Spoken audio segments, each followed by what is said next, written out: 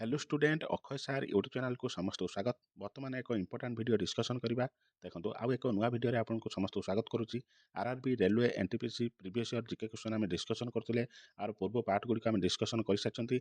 आज part number 10 discussion करवा जहाँ आप आगामी परीक्षा यथा रेलवे एवं एनटीपीसी ग्रुप डी और अदर गवर्नमेंट कॉम्पिटिटिव प्रिपरेशन करते आपको वीडियोटी बहुत हेल्पफुल वीडियो को देखो लास्ट पर्यंत एवं चैनल को प्रथम थर आसते चैनल को सब्सक्राइब करी पाखरे नोटिफिकेशन बटन को ऑन रखु। देखो वीडियोटी जब भल लगे आपको लाइक करेंगे और ता सहित आप सांग सहित सेयार करेंगे। वीडियोटी आपको भल सहित आप सांगर भी इंपोर्टाट रलतु जो मैंने ये सब परीक्षा प्रिपरेशन कर वीडियो को लास्ट टाइम देखूँ आपण मैंने किसी इंपोर्टाट क्वेश्चन देखा मिले जहाँ आप डायरेक्ट पूर्व वर्ष रेलवे एनटीपीसी क्वेश्चन पचरा जाता आपण से विषय में आम डिस्कसन कर चलतु फास्ट क्वेश्चन देखा। फास्ट क्वेश्चन देखा पूर्व आपण पूर्व वीडियो आपको एक होमवर्क क्वेश्चन देती से विषय में डिस्कसन करवा।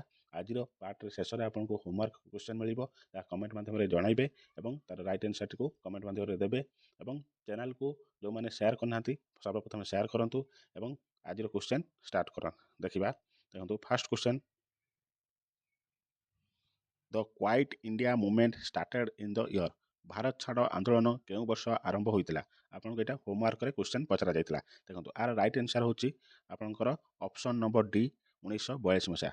देखो 8 अगस्त 1942 मसीहा आपनकर महात्मा गांधी नेतृत्व में इंडियन कांग्रेस तरफ आपनकर बॉम्बे ठारे एक मीटिंग बसला से आपनकर ब्रिटिश मानक भारत छाड़ आदेश दि जाता सेटा आपनकर क्वाइट इंडिया मूवमेंट बा भारत छाड़ आंदोलन भाव जना जाए। एवं महात्मा गांधी लोक मानू एक स्लोगान माध्यम कहते डू और डाए आप कर बा मर आपंकर महात्मा गांधी यहाँ फेमस भाषण थिला बा स्लोगान थिला लोक मानक जहाँद्वारा आपंकर हेलो स्टूडेंट अक्षय सार यूट्यूब चैनल को समस्त स्वागत। बर्तमान एक इंपोर्टाट वीडियो डिस्कसन करवा देखो आउ एक नुआ वीडियो रे आपको समस्त स्वागत करुच्ची। RRB railway NTPC previous year GK question आम डिस्कसन करते आर पूर्व पार्ट गुड़िक आम डिस्कसन कर सारी। आज पार्ट नंबर 10 डिस्कसन करवा जहाँ आपको आगामी परीक्षा यथा रेलवे एवं एनटीपीसी ग्रुप डी और अदर गवर्नमेंट कॉम्पिटिटिव प्रिपरेशन करते आपको वीडियोटी बहुत हेल्पफुल वीडियो को देखो लास्ट पर्यंत और चैनल को प्रथम थर आसते चैनल को सब्सक्राइब करी पाखरे नोटिफिकेशन बटन को ऑन रखु। देखो वीडियोटी जब भल लगे आपको लाइक करेंगे और ता सहित आप सांग सहित सेयार करेंगे। वीडियोटी आपको भल सहित आप सांगर भी इंपोर्टाट चलतु जो मैंने ये सब परीक्षा प्रिपरेशन कर वीडियो को लास्ट टाइम देखूँ आपण मैंने किसी इंपोर्टाट क्वेश्चन देखा मिले जहाँ आपको डायरेक्ट पूर्व वर्ष रेलवे एनटीपीसी क्वेश्चन पचरा जाता आपण से विषय में आम डिस्कसन कर चलतु फास्ट क्वेश्चन देखा। फास्ट क्वेश्चन देखा पूर्व आपण पूर्व वीडियो आपको एक होमवर्क क्वेश्चन देती से विषय में डिस्कसन करवा। आज पार्ट शेष में आपको होमवर्क क्वेश्चन मिल कमेंट माध्यम जनइबे और तार राइट आंसर को कमेंट माध्यम देवे और चैनल को जो मैंने शेयर करना सर्वप्रथम शेयर करूँ और आज क्वेश्चन स्टार्ट कर देखा। देखो fast question the quite India movement started in the year Bharat छाड़ आंदोलन केउ वर्ष आरंभ होता आपको यहाँ होमवर्क क्वेश्चन पचरा जाता। देखो आर राइट आंसर होची आपनकर ऑप्शन नंबर डी 1942 मसीहा।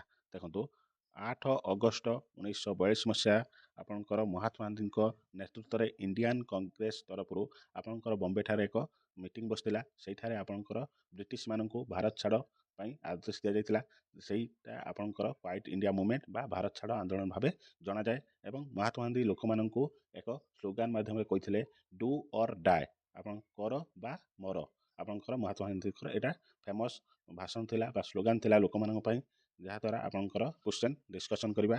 फास्ट आपंकर देखो फास्ट नंबर क्वेश्चन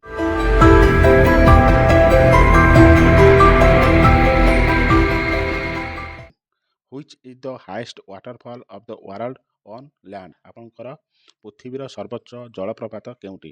देखो आप राइट आंसर कौन हम एंजेल आपंकर राइट आंसर एंजेल को सर्वोच्च जलप्रपात पृथ्वीर कहुए। देखो आर उच्चता केते आपंकर 979 मीटर आपंकर उच्चता देखा पाइबे। चलतु आपंकर राइट आंसर ऑप्शन है देखो ऑप्शन डी रे देखला जग आपंकर इंडिया यहाँ 253 मीटर उच्चता देखा पाइबे। कौ जिला देखा मिल आपको कर्णाटक स्टेट रे आपको देखा मिल।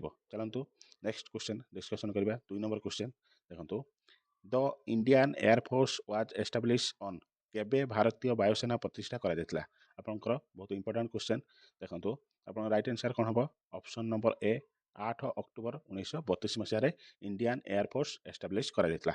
ଦେଖନ୍ତୁ 8 ଅକ୍ଟୋବରକୁ ଆପଣଙ୍କର ଇଣ୍ଡିଆନ୍ ଏୟାରଫୋର୍ସ ଡେ ଭାବରେ ପାଳନ କରାଯାଏ ପ୍ରତିବର୍ଷ। ଆପଣଙ୍କର ଏଇଟା ଗୋଟେ ଇମ୍ପୋର୍ଟାଣ୍ଟ ପଏଣ୍ଟ ବା ଇମ୍ପୋର୍ଟାଣ୍ଟ ଡେ ବିଷୟରେ ଆପଣଙ୍କୁ କ୍ୱେଶ୍ଚନ୍ ଆସିବ, ଭଲ ଭାବରେ ମନେ ରଖନ୍ତୁ। ଦେଖନ୍ତୁ ଆଜିର ବା ବର୍ତ୍ତମାନ ଇଣ୍ଡିଆନ୍ ଏୟାରଫୋର୍ସର ହେଡ୍ଙ୍କ ନାଁ କ'ଣ? ଆପଣମାନେ ଜାଣିଥିବେ ଅମରିତପ୍ରୀତ, ଆପଣଙ୍କର ଅମରିତପ୍ରୀତ ସିଂ ଆପଣଙ୍କର ଇଣ୍ଡିଆନ୍ ଏୟାରଫୋର୍ସର ହେଡ୍।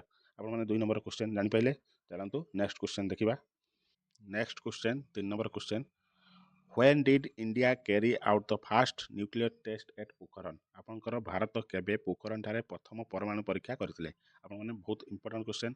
ଦେଖନ୍ତୁ ଆମର ପୋଖରଣ ରାଜସ୍ଥାନ ଷ୍ଟେଟ୍ ଦେଖିବାକୁ ମିଳିବ। ଫାଷ୍ଟ ଆପଣଙ୍କର ଭାରତ ଏଇଠାରେ ଫାଷ୍ଟ ନ୍ୟୁକ୍ଲିୟର ୱେପନ୍ ଟେଷ୍ଟ କରିଥିଲେ, ସକ୍ସେସଫୁଲ୍ ହୋଇଥିଲେ। ଆପଣଙ୍କର ଏଇଟାରେ ଅନ୍ୟ ନାମ ଭାବରେ ଜଣାଯାଇଥିଲା ଆପଣଙ୍କୁ ସ୍ମାଇଲିଂ ବୁଦ୍ଧ ଭାବରେ এই ଟେଷ୍ଟକୁ ଆପଣମାନେ ଜାଣିଥିବେ। ଏହାର ଏକ୍ଜାକ୍ଟ ଡେଟ୍ ଥିଲା 18 ମେ 1974 ମସିହା। ଆପଣଙ୍କ right answer option number A. ଚାଲନ୍ତୁ ନେକ୍ସଟ କ୍ୱେଶ୍ଚନ୍ ଦେଖିବା। 2 ନମ୍ବର କ୍ୱେଶ୍ଚନ୍, ଆପଣଙ୍କ 4 number question, Which of the following is the correct statement of the Kishore category under the ପ୍ରଧାନମନ୍ତ୍ରୀ ମୁଦ୍ରା ଯୋଜନା?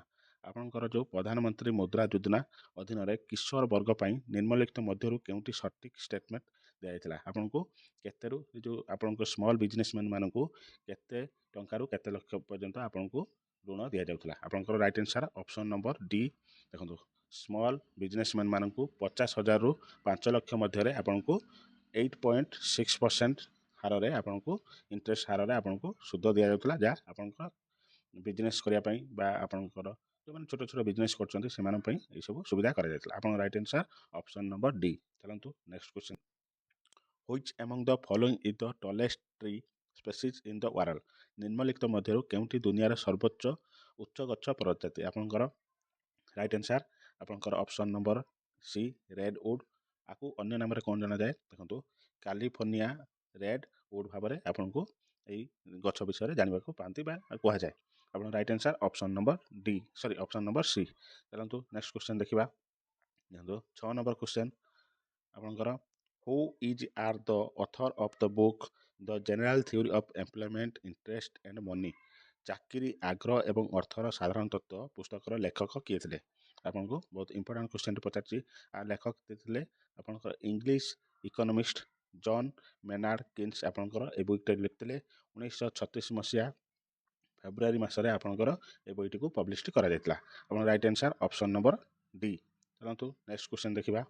ଆପଣଙ୍କର 7 number question, the battle in which Babur defeat Ibrahim Lodi was the?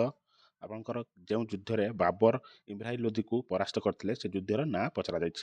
ଆପଣଙ୍କର ସେ ଯୁଦ୍ଧର ନାଁ କ'ଣ? ଆପଣଙ୍କର right answer option A battle of Panipat. ଆପଣଙ୍କର ସେ ଯୁଦ୍ଧର ନାଁ ଥିଲା ବ୍ୟାଟେଲ୍ ଅଫ୍ ପାନିପଥ। ଆପଣଙ୍କର କେବେ ପଚରାଯାଇଥିଲା, କେବେ ଯୁଦ୍ଧଟି ହେଇଥିଲା? 1526 ମସିହା ଏପ୍ରିଲ 21 ତାରିଖରେ ଆପଣଙ୍କର এই ଯୁଦ୍ଧଟି ହେଇଥିଲା। ଏଥିରେ ଆପଣ ବାବର ଇବ୍ରାହିମ୍ ଲୋଧିକୁ ପରାସ୍ତ କରିଥିଲେ। ଆପଣଙ୍କ right answer option number A. ଚାଲନ୍ତୁ ନେକ୍ସଟ କ୍ୱେଶ୍ଚନ୍ ଦେଖିବା। 8 ନମ୍ବର କ୍ୱେଶ୍ଚନ୍ ଦେଖନ୍ତୁ, Which article of the Constitution of India provide for universal adult suffrage? ଭାରତର ସମ୍ବିଧାନ କେଉଁ ଧାରା ସାର୍ବଭୌମତ୍ୱ ବୟସ୍କ ମତଦାନ ପାଇଁ ପ୍ରଦାନ କରେ? ଆପଣଙ୍କର ରାଇଟ୍ ଆନ୍ସର୍ କ'ଣ ହେବ? ଆପଣଙ୍କ ରାଇଟ୍ ଆନ୍ସର୍ ଅପସନ୍ ନମ୍ବର ଏ 326 ଆର୍ଟିକିଲ୍ ଆପଣଙ୍କର ସର୍ବଭାରତୀୟ ବୟସ୍କ ମତଦାନ ପାଇଁ ପ୍ରଦାନ କରାଯାଇଥାଏ। ଆପଣ ରାଇଟ୍ ଆନ୍ସର୍ ଜାଣିଲେ। ଚାଲନ୍ତୁ ନେକ୍ସଟ କ୍ୱେଶ୍ଚନ୍ ଦେଖିବା। 9 ନମ୍ବର କ୍ୱେଶ୍ଚନ୍ ଦେଖନ୍ତୁ, Who has won the battle of ହାଇଡାସ୍ପସ୍? ଆପଣଙ୍କର ହାଇଡାସ୍ପସରେ ଯେଉଁ ଯୁଦ୍ଧ ହେଇଥିଲା ବା ବ୍ୟାଟେଲ୍ ଅଫ୍ ହାଇଡାସ୍ପସ୍ ଆପଣଙ୍କର କାହା ମଧ୍ୟରେ ହେଇଥିଲା, ସେଥିରେ କିଏ ଜିତିଥିଲେ? ଆପଣଙ୍କର ଭଲ ଇମ୍ପୋର୍ଟାଣ୍ଟ କ୍ୱେଶ୍ଚନଟି ପଚାରିଛି। ଦେଖନ୍ତୁ ଆପଣଙ୍କର ଆଲେକ୍ଜାଣ୍ଡର ଏବଂ ପୁରୁ ମଧ୍ୟରେ এই ଯୁଦ୍ଧଟି ହୋଇଥିଲା। ଏଥିରେ ଗ୍ରେଟ୍ ଆଲେକ୍ଜାଣ୍ଡର ଜିତିଥିଲେ। ଆପଣଙ୍କ ରାଇଟ୍ ଆନ୍ସର୍ ଅପସନ୍ ନମ୍ବର ବି। ଆପଣଙ୍କର ରାଇଟ୍ ଆନ୍ସର୍। ଏଠାରେ ଆପଣମାନଙ୍କ ପାଇଁ ଇମ୍ପୋର୍ଟାଣ୍ଟ କ୍ୱେଶ୍ଚନ୍ ରହିବ, ଯାହା କମେଣ୍ଟ ମଧ୍ୟରେ ଆପଣ ଉତ୍ତର ଦେବେ। ଯେଉଁ ବ୍ୟାଟେଲ୍ ଅଫ୍ ହାଇଡାସ୍ପସ୍ କେବେ ହୋଇଥିଲା ବା କେଉଁ ମସିହାରେ এই ଯୁଦ୍ଧଟି ହୋଇଥିଲା? ଚାଲନ୍ତୁ କମେଣ୍ଟରେ ଉତ୍ତରଟି ଦିଅନ୍ତୁ। ଚାଲନ୍ତୁ ନେକ୍ସଟ କ୍ୱେଶ୍ଚନ୍ ଦେଖିବା। 10 ନମ୍ବର କ୍ୱେଶ୍ଚନ୍ ଦେଖନ୍ତୁ, national skill development mission was launched Bai the Prime minister of India? ଜାତୀୟ ଦକ୍ଷତା ବିକାଶ ମିଶନ ଭାରତର ପ୍ରଧାନମନ୍ତ୍ରୀଙ୍କ ଦ୍ୱାରା କେବେ ଆରମ୍ଭ କରାଯାଇଥିଲା? ଆପଣ ବହୁତ ଇମ୍ପୋର୍ଟାଣ୍ଟ କ୍ୱେଶ୍ଚନ୍। ସେଇ ଟାଇମ୍ରେ ଆପଣଙ୍କୁ କରେଣ୍ଟ ଆଫେୟାର ପଡ଼ିଥିଲା ବା ପଚରାଯାଇଥିଲା। ଆପଣମାନଙ୍କର ରାଇଟ୍ ଆନ୍ସର୍ କ'ଣ ହେବ? ଦେଖନ୍ତୁ ଆପଣ ଯେଉଁ ନ୍ୟାସନାଲ୍ ସ୍କିଲ୍ ଡେଭଲପମେଣ୍ଟ ଡେ ଆପଣଙ୍କର world youth day skill youth ଡେରେ ଆପଣଙ୍କୁ ଏହି ସ୍କିମ୍ଟି କରାଯାଇଥିଲା। ଆପଣଙ୍କର ଡେଟ୍ ଥିଲା ଜାନୁଆରୀ 15, 2015 ମସିହାରେ ଏହି ସ୍କିଲ୍ଟିକୁ ନରେନ୍ଦ୍ର ମୋଦି ଲଞ୍ଚ କରିଥିଲେ। ଆପଣ ପ୍ରାଇମ୍ ମିନିଷ୍ଟର ଥିଲେ। ଚାଲନ୍ତୁ right answer option number C. ଚାଲନ୍ତୁ 10 ନମ୍ବର କ୍ଲିୟର ହେଲେ।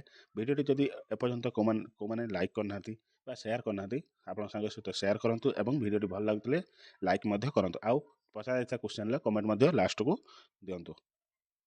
ନେକ୍ସଟ କ୍ୱେଶ୍ଚନ ଦେଖିବା 11 ନମ୍ବର କ୍ୱେଶ୍ଚନ ଦେଖନ୍ତୁ।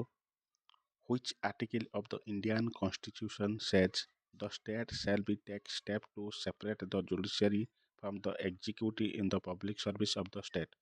ଭାରତୀୟ ସମ୍ବିଧାନର କେଉଁ ଆର୍ଟିକଲରେ କୁହାଯାଇଛି ନ୍ୟାୟପାଳିକକୁ କାର୍ଯ୍ୟନିର୍ବାହୀ ଠାରୁ ଅଲଗା କରିବା ପାଇଁ ରାଜ୍ୟ ପଦକ୍ଷେପ ନେବା ରାଜ୍ୟର ଜନସେବାରେ? ଆପଣଙ୍କୁ କେଉଁ ଆର୍ଟିକଲରେ ଏଇଟା କୁହାଯାଇଛି? ଆପଣଙ୍କ right answer option number article 50 option number C. ଚାଲନ୍ତୁ ନେକ୍ସଟ କ୍ୱେଶ୍ଚନ ଦେଖିବା 12 ନମ୍ବର କ୍ୱେଶ୍ଚନ ଦେଖନ୍ତୁ। Entomophily pollination occur with the help of.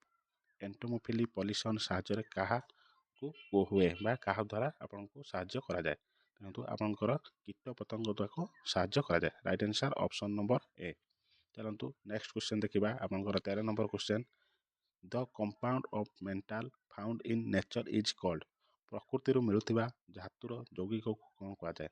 ଆପଣ ବହୁତ ଭଲ ଇମ୍ପୋର୍ଟାଣ୍ଟ କ୍ୱେଶ୍ଚନଟି। ରାଇଟ୍ ଆନ୍ସର୍ ଆପଣଙ୍କର ପ୍ରକୃତିରୁ ମିଳୁଥିବା ଧାତୁର ଯୌଗିକକୁ ଖଣିଜ ପଦାର୍ଥ କୁହାଯାଏ। ଅପସନ୍ ନମ୍ବର ବି ମିନେରାଲ। ଚାଲନ୍ତୁ ନେକ୍ସଟ କ୍ୱେଶ୍ଚନ ଦେଖିବା 14 ନମ୍ବର କ୍ୱେଶ୍ଚନ ଦେଖନ୍ତୁ।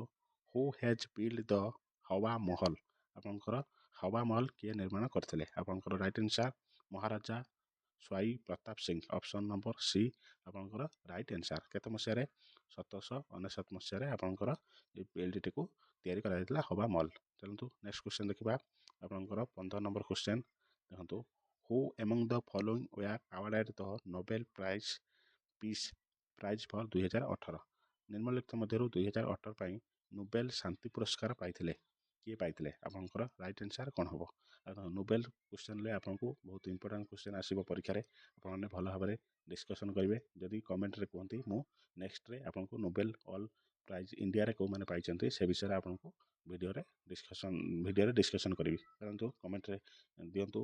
ଆମେ ନେକ୍ସଟ ପାର୍ଟରେ ବା ନେକ୍ସଟ ଭିଡ଼ିଓରେ ଆମେ ସେ ବିଷୟରେ ଡିସ୍କସନ୍ କରିବା।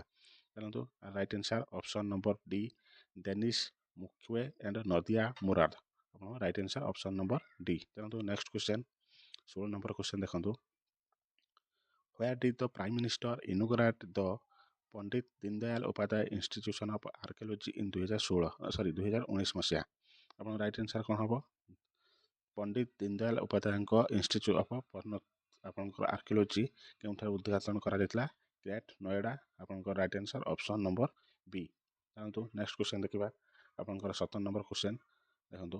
In 1991 the government set of the tax reform committee under the chairperson of. 1991 ମସିହାରେ ସରକାରଙ୍କ ଅଧ୍ୟକ୍ଷରେ ଟିକସ ସଂସ୍କାର କମିଟି ଗଠନ କରାଯାଇଥିଲା। ରାଇଟ୍ ଆନ୍ସର୍ କିଏ ଗଠନ କରିଥିଲେ? ଆପଣଙ୍କର ଅପସନ୍ ନମ୍ବର ବି ରାଜା ଜେ ଚେଲିଆ। ଆପଣଙ୍କର ରାଇଟ୍ ଆନ୍ସର୍। ଦେଖନ୍ତୁ ନେକ୍ସଟ କ୍ୱେଶ୍ଚନ ଦେଖିବା 18 ନମ୍ବର କ୍ୱେଶ୍ଚନ ବହୁତ ଇମ୍ପୋର୍ଟାଣ୍ଟ କ୍ୱେଶ୍ଚନ ଦେଖନ୍ତୁ। ଜାନୁଆରୀ 2020 ସୁଦ୍ଧା ନିମ୍ନଲିଖିତ ମଧ୍ୟରୁ କେଉଁଟି ମହାରତ୍ନ କମ୍ପାନୀ ନୁହେଁ? ମହାରତ୍ନ କମ୍ପାନୀ କେଉଁଟା ନଥିଲା? ଆପଣଙ୍କ ରାଇଟ୍ ଆନ୍ସର୍ କ'ଣ ହେବ? ଦେଖନ୍ତୁ ଏ ଯେଉଁ ଗେଲ୍ ବେଲ୍ IUCL ଏସବୁ ମହାରତ୍ନ କମ୍ପାନୀ ଥିଲା, କିନ୍ତୁ HNL Hindustan news print limited ଆପଣଙ୍କର ଏଇଟା ମହାରତ୍ନ କମ୍ପାନୀ ନଥିଲା। ଚାଲନ୍ତୁ ନେକ୍ସଟ କ୍ୱେଶ୍ଚନ ଦେଖିବା ଆପଣଙ୍କର ମହାରତ୍ନ ଏବଂ ରତ୍ନ ମହାରତ୍ନ ଏସବୁ ବିଷୟରେ ଆପଣଙ୍କୁ ଭଲ ଭାବରେ ପଢ଼ିବାକୁ ପଡ଼ିବ, ମାନେ ଆପଣଙ୍କର ସେଇ କ୍ୱେଶ୍ଚନ ଆସିପାରେ। ଚାଲନ୍ତୁ ଆପଣମାନେ 18 ନମ୍ବର କ୍ୱେଶ୍ଚନ ରାଇଟ୍ ଆନ୍ସର୍ ଜାଣିଲେ ଅପସନ୍ ନମ୍ବର ଏ ଆପଣଙ୍କ ରାଇଟ୍ ଆନ୍ସର୍। ଚାଲନ୍ତୁ ନେକ୍ସଟ କ୍ୱେଶ୍ଚନ ଦେଖିବା ଦେଖନ୍ତୁ। ପରବର୍ତ୍ତୀ ବର୍ଷଗୁଡ଼ିକ ମଧ୍ୟରୁ କେଉଁଟିରେ ରାଣୀ ଭିକ୍ଟୋରିଆ ଘୋଷଣାନାମା ଘୋଷଣା କଲା ଯେ ଏହାପରେ ବ୍ରିଟିଶ ଭାରତ ଶାସନ ହେବ ଜଣେ ସଚିବଙ୍କ ଦ୍ୱାରା ମାଧ୍ୟମରେ ଏବଂ ବ୍ରିଟିଶ ରାଜତନ୍ତ୍ର ନାମରେ? ଆପଣଙ୍କ ନାଁ କ'ଣ ହେବ? କେଇ ମସିହାରେ? ଆପଣଙ୍କର 1858 ମସିହାରେ ଏହି ଘୋଷଣାନାମା କରିଥିଲେ କିଏ? ରାଣୀ ଭିକ୍ଟୋରିଆ। ଆପଣଙ୍କର ରାଇଟ୍ ଆନ୍ସର୍ ଅପସନ୍ ନମ୍ବର ଟି। ଚାଲନ୍ତୁ ନେକ୍ସଟ କ୍ୱେଶ୍ଚନ ଆପଣଙ୍କର କ୍ୱେଶ୍ଚନ ଅଫ୍ ଦ ଡେ। ଏଇଟା ଆପଣଙ୍କର କମେଣ୍ଟ ମାଧ୍ୟମରେ ଆର ଆନ୍ସର୍ଟିକୁ କମେଣ୍ଟରେ ଦେବେ। ଦେଖନ୍ତୁ ଦେଶ ହେଉଛି ଭାରତର ଏକମାତ୍ର ରାଜ୍ୟ ଯେଉଁଠାରେ ସାଙ୍ଘାଇ ହରିଣ ମିଳିଥାଏ। ଆପଣଙ୍କ ରାଇଟ୍ ଆନ୍ସର୍ କ'ଣ? କମେଣ୍ଟ ମାଧ୍ୟମରେ ଦେବେ। ଆଉ ଭିଡ଼ିଓଟି କେମିତି ଲାଗିଲା କମେଣ୍ଟ ମାଧ୍ୟମରେ ଜଣାଇବେ। ଭିଡ଼ିଓଟି ଭଲ ଲାଗିଥିଲେ ଲାଇକ୍ କରି ଆପଣଙ୍କ ସାଙ୍ଗ ସହିତ ସେୟାର କରିବେ। ଚାଲନ୍ତୁ ଦେଖା ହେବା ଆଗାମୀ ପାର୍ଟରେ ନେକ୍ସଟ ପାର୍ଟରେ। ସେତେ ପର୍ଯ୍ୟନ୍ତ ବିଦାୟ ଦିଅନ୍ତୁ। ଚ୍ୟାନେଲକୁ ସବସ୍କ୍ରାଇବ୍ କରି ପାଖରେ ଥିବା ନୋଟିଫିକେସନ୍ ବଟନକୁ ଅନ୍ ରଖନ୍ତୁ। ମୋର ଭିଡ଼ିଓ ଆପଣଙ୍କୁ ସର୍ବପ୍ରଥମେ ନୋଟିଫିକେସନ୍ ଯିବ। ଚାଲନ୍ତୁ ଦେଖା ହେବା ନେକ୍ସଟ ଭିଡ଼ିଓରେ। ସେତେ ପର୍ଯ୍ୟନ୍ତ ବିଦାୟ ଦିଅନ୍ତୁ। ଜୟ ଜଗନ୍ନାଥ।